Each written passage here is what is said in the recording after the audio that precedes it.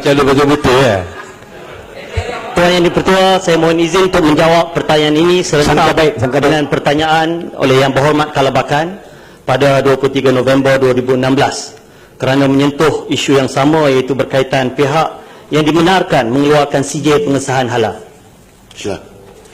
Tuan Yang Dipertua, untuk maklumat ahli yang berhormat, Perintah Perihal Dagangan, Perakuan dan Penandaan Halal 2011 telah menamakan Jabatan Kemajuan Islam Malaysia JAKIM dan Majlis Agama Islam Negeri sebagai pihak yang berkuasa, berwibawa untuk memperaku bahawa mana-mana makanan, barang-barang atau perkhidmatan yang berhubung dengan makanan ataupun barang-barang itu adalah halal mengikut Perintah Perihal Dagangan Takrif Halal 2011. Oleh yang demikian, kerajaan tidak melantik mana-mana pihak kecuali JAKIM dan Majlis Agama Islam Negeri-Negeri untuk mengeluarkan sijil pengesahan halal Malaysia. Namun begitu, kerajaan melalui JAKIM telah melaksanakan pengiktirafan terhadap Badan Pensijilan Halal Luar Negara bagi memastikan bahan mentah dan produk import yang dipasarkan di Malaysia dan seluruh dunia diyakini status halalnya. Sehingga kini, JAKIM telah mengiktiraf 54 badan pensijilan halal di 32 buah negara dan 4 pihak berotoriti halal dalam kalangan anggota Pertubuhan Kerjasama Islam OIC. Dan mereka ini mesti mengikuti garis panduan yang telah dikeluarkan oleh JAKIM yang hari ini diiktiraf di peringkat antarabangsa yang melihat isu halal ini secara komprehensif. Bukan saja halal tetapi juga tayyibah. Sebagaimana di dalam surah Al-Baqarah Allah menyebutkan dengan izin, A'udzubillahi minasyaitonirrajim, ya ayyuhan nas kulu mimma fil ard halalan tayyibah. Senarai penuh badan pensijilan halal dan badan otoriti yang telah diiktiraf oleh JAKIM boleh diperolehi melalui laman sesawang www.halal.government.my. Sekian, terima kasih. Terima kasih. Terima kasih Tan Sri Speaker. JAKIM selalunya dilihat sebagai sebuah institusi terhadap produk halal yang tersanjung hormat, sama ada di kalangan Muslim atau yang bukan Muslim. Masalahnya kebelakangan ini ada beberapa tindakan yang diambil oleh JAKIM telah mencetuskan kontroversi, di mana Presiden Docs yang dikeluarkan oleh NT Anis telah diminta untuk tukar nama, dan sekarang pula mungkin ada kemungkinan hotdog juga akan diharamkan, dan semua penjajah-penjajah yang menjual hotdog mungkin akan hilang mata pencarian.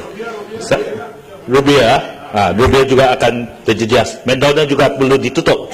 Semua ini. Jadi saya berharap pihak kementerian dapat membuat sesuatu, melakukan mengambil usaha yang sesuai supaya kontroversi ini dapat diberhentikan, supaya kita dapat menjaga nama baik untuk JAKIM, kerana ini tidak harus berlaku untuk dijadikan satu bahan ketawa. Memang yang kita perlu lihat adalah makanan itu macam mana dihasilkan. Adakah dihasilkan dengan cara yang mematuhi cara Islam, dan dari mana hasil datangnya sumber-sumber asli itu, dan adakah cara pengendalian itu adalah menempati hukum-hukum Islam. Jadi saya harap pihak menteri dapat mengambil sesuatu untuk jaga nama baik JAKIM. Terima kasih. Terima kasih Tan Sri Petua. Terima kasih YB daripada Tanjung, Tuan Eng W.A. kerana amat prihatin dalam isu halal. Jarang-jarang kita dengar orang bukan Islam yang begitu bersungguh-sungguh nak memastikan supaya aspek pematuhan syariah ini diletakkan pada tahap yang tertinggi. Dan saya mengharapkan selepas pada ini mungkin Yang Berhormat juga boleh menyokong segala dasar-dasar Islam yang ada dalam konteks negara kita, insya-Allah. Tuan Yang Dipertua, berkenaan dengan isu yang dibangkitkan, pertama sekali saya perlu terangkan di sini premis yang ramai sangat keliru, iaitu soal pensijilan halal Malaysia ini dia bersifat voluntary, dengan izin, bersifat sukarela. Dia tidak bersifat wajib, dia tidak bersifat menekan, dia bukan bersifat paksaan. Dia terserah kepada premis-premis perniagaan-perniagaan sama ada mereka hendak mendapatkan pensijilan halal JAKIM ataupun tidak. Cuma kebelakangan ini 10 tahun 20 tahun ini banyak syarikat-syarikat bukan sahaja di dalam negara dan di luar negara, mereka melihat bahawa ada tambah nilai, ada nilai tambah apabila mendapat pensijilan halal JAKIM itu, kerana sudah terbukti dalam banyak penyelidikan apabila mereka mendapat pensijilan halal, nilai dagangan, nilai perdagangan mereka meningkat mendadak kerana keyakinan dan kesedaran masyarakat bukan saja di negara kita tetapi di seluruh dunia. Tadi saya sebutkan bahawa sehingga hari ini kita sudah ada 54 badan pensijilan halal dan 32 buah negara seluruh dunia, termasuk negara-negara besar seperti United Kingdom, Jepun, Amerika Syarikat, Korea, Singapura, Australia, New Zealand. Ini negara-negara yang terlalu rigid ataupun terlalu terperinci apabila melihat soal penghasilan suatu produk. Sebab itulah dalam konteks ini, Tuan Yang Di-Pertua, dalam konteks JAKIM, apabila sesebuah syarikat nak mendapatkan pensijilan halal, sudah tentulah kita mempunyai prosedur dan kita mempunyai SOP tertentu yang menetapkan bahawa seperti mana yang saya sebutkan, bahawa prinsip utama bukan sahaja halal dari segi pematuhan aspek syariah, tetapi kita kena faham dalam konteks ayat Al-Quran yang saya bacakan tadi, Allah SWT sendiri menyebutkan dia bukan sahaja soal halal tetapi tayyibah. Maksud tayyibah adalah baik. Baik dan arti kata kita harus melihat secara komprehensif, secara holistik.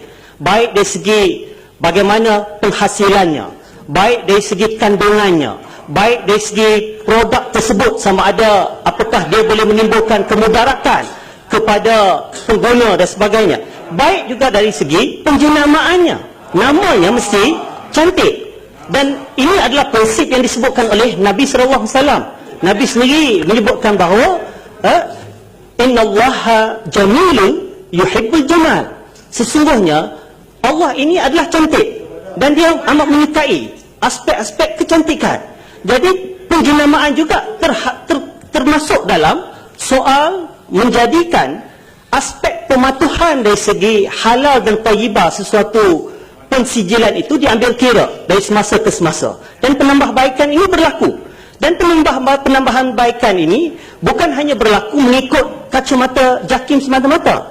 JAKIM bersama dengan Jabatan-Jabatan Agama Islam Negeri-Negeri, Majlis Agama Islam Negeri-Negeri, termasuklah persatuan-persatuan pengguna Islam yang begitu menitik beratkan soal aspek halal yang bersifat holistik dan komprehensif.